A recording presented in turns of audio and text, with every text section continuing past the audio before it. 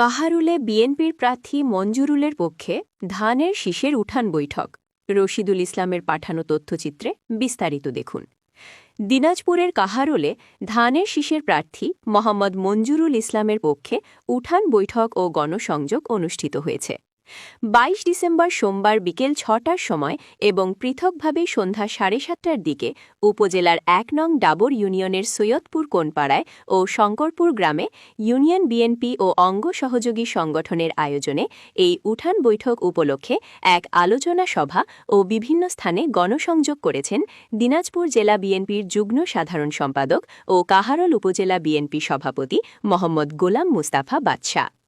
দিনাজপুর ১ আসনে বিএনপির মনোনীত প্রার্থী মোহাম্মদ মঞ্জুরুল ইসলামের পক্ষে তিনি উঠান বৈঠকের আলোচনা সভায় প্রধান অতিথির বক্তব্য প্রদান করেন।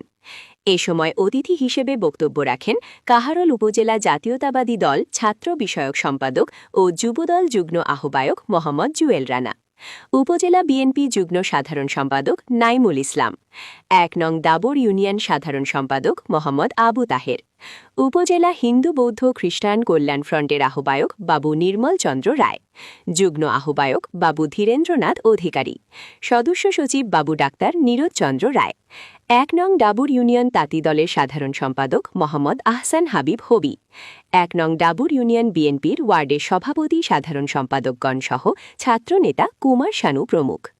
উঠান বৈঠক শেষে সংশ্লিষ্ট ১ নং ডাবর ইউনিয়নের বিভিন্ন পাড়া মহল্লা ও দোকানপাটগুলোতে নেতৃবৃন্দদেরকে সঙ্গে নিয়ে গণসংযোগ ও তারেক রহমানের ৩১ দফা সম্মিলিত লিফলেট বিতরণ করেন।